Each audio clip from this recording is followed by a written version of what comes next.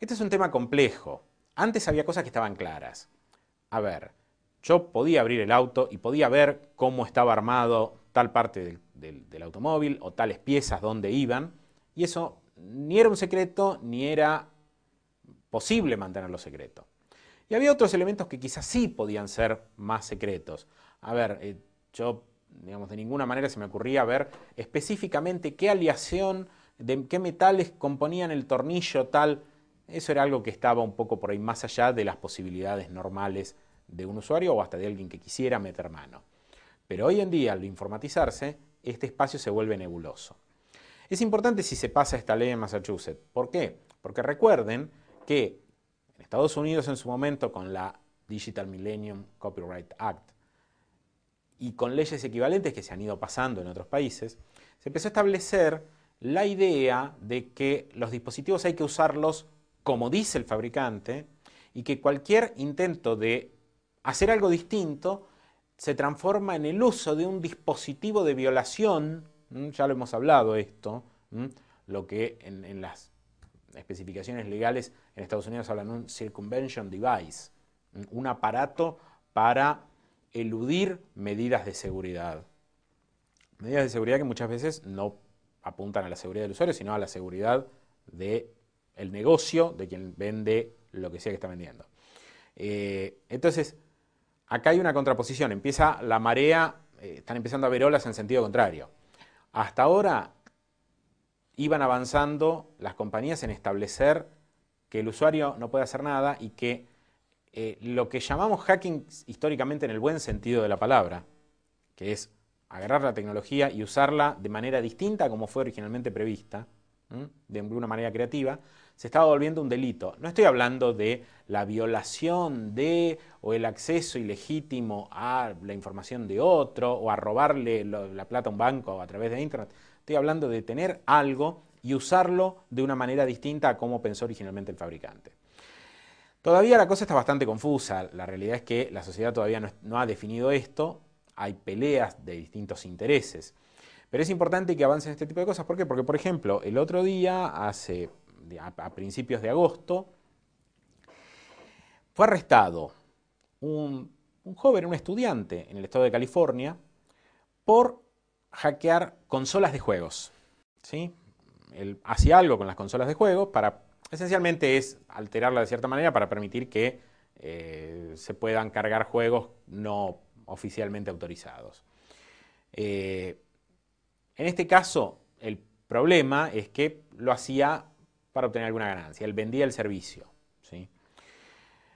Cosa que es bastante compleja, porque en el fondo, a ver, si él, está bien, él estaba obteniendo un rédito, pero por otra parte, si yo como usuario puedo hacerlo por mí mismo, llevémoslo al caso de los automóviles, si yo como usuario puedo solicitarle a la empresa fabricante del automóvil los protocolos para hablar con la computadora de mi auto, se supone que también podría un mecánico hacerlo, obviamente cobrando por sus servicios. Lo terrible de todo esto es que además de una multa de $5.000, le están planteando la posibilidad de 10 años de cárcel. A ver, entendamos, no es que agarró un fusil y empezó a matar gente adentro de una escuela, no es que violaba niños, no es que robaba bancos, no es que mató a toda la familia, no, es que le cambiaba unas cositas a la programación de unas consolas de jueguitos. 10 años de cárcel. Entonces, preparémonos para este tipo de cosas porque van a ir llegando tarde o temprano, como siempre decimos, lo que vemos que ocurre primero en algunos países como Estados Unidos o Europa, tarde o temprano nos afecta a nosotros acá en Latinoamérica. Uno de los puntos donde esto va a dar más debate tiene que ver obviamente con el tema de los teléfonos celulares. Ustedes saben que los teléfonos celulares muchas veces se venden bloqueados para que solo puedan funcionar con cierta compañía. La lógica detrás de todo esto es que si yo le compro el teléfono a tal compañía y esa compañía me lo vende a un precio subsidiado, a ver, el valor real del teléfono son 1.000 pesos, pero la compañía me lo vende a 300 pesos y los 700 de diferencia en realidad los recupera con el abono que yo voy pagando, porque yo compro el teléfono con un contrato a 2 años. Por ejemplo, este es un modelo que se aplica a montones de teléfonos, que por ejemplo se ha aplicado en el caso de Estados Unidos y acá también al iPhone, famoso teléfono, pero que se aplica a muchísimos teléfonos. Compro el teléfono a un precio subsidiado. Está bien, entonces la empresa dice, yo me quiero garantizar que solo lo use conmigo porque todavía no me lo terminó de pagar. Lo que pasa es que esto no se termina de blanquear así, sino que se vende como muy lindo el teléfono a 99 pesos y un hermoso abono a 2 años. Ok, ¿tengo derecho después yo a desbloquear ese teléfono?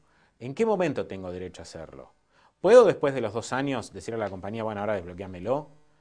Ese tipo de cosas no están del todo claras, si bien hay ciertas pautas de funcionamiento, varían mucho de una compañía a otra, son temas que están todavía en discusión y que tarde o temprano va a haber que establecer legislación. Esto afecta a cosas como conceptos como el derecho de propiedad, usufructo, son temas un poco básicos que vamos a tener que tarde o temprano definir con cierta precisión.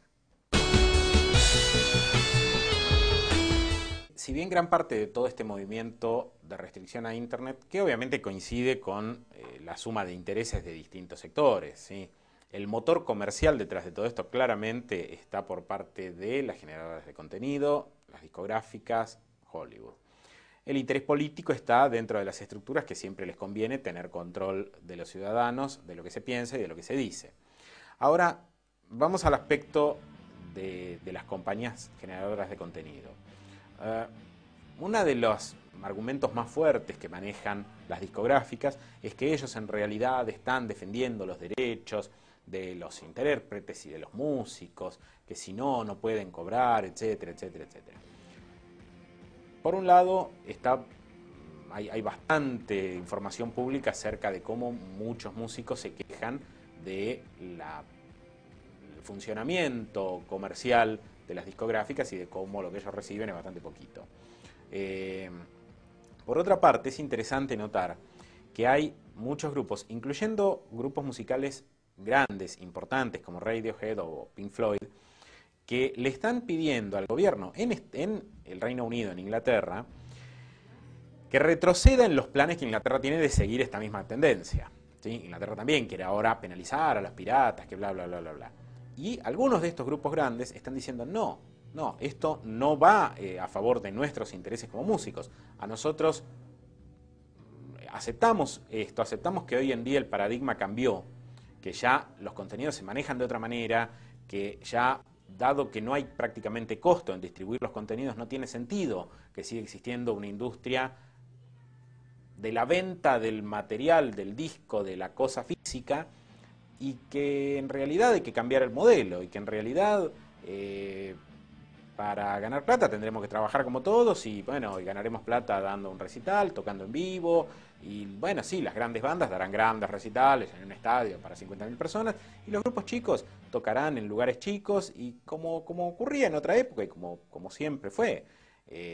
Pero en definitiva, cada vez son más las voces de grupos musicales, de músicos mismos, de intérpretes mismos, que se alzan diciendo, un momento, estos argumentos de las discográficas no están representando mis intereses o mis opiniones, representan los intereses y las opiniones de las compañías que distribuyen el material.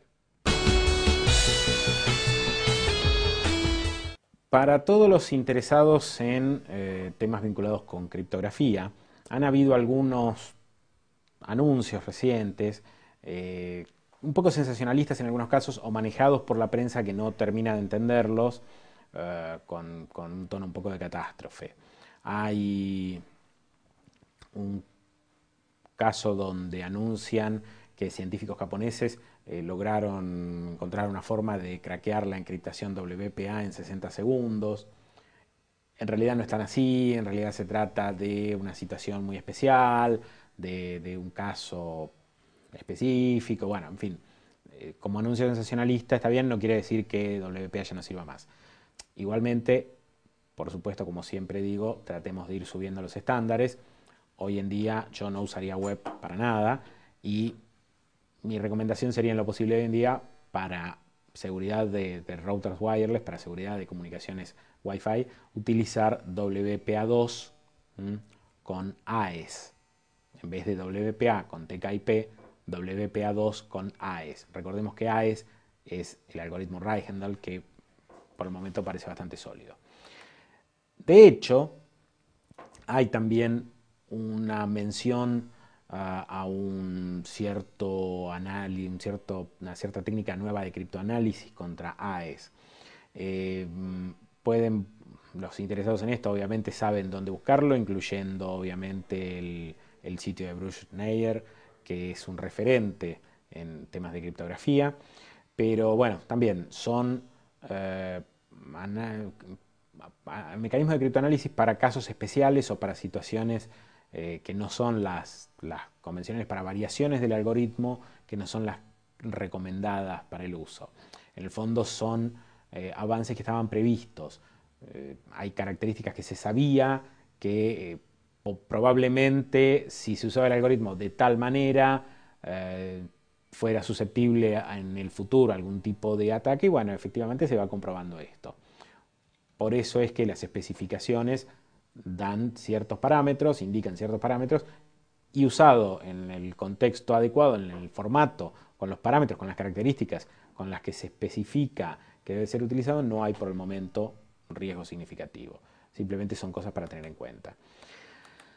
Un tema quizá más interesante en el largo plazo es un anuncio por parte de investigadores de IBM con respecto al descubrimiento de una técnica que permitiría el procesamiento de información encriptada sin desencriptarla. A ver, es más complicado que esto. A los que les interese el tema, busquen en Google Privacy Homomorphism. Esa sería un poco la clave para buscar sobre esto. Es posible que esto tenga consecuencias en el largo plazo.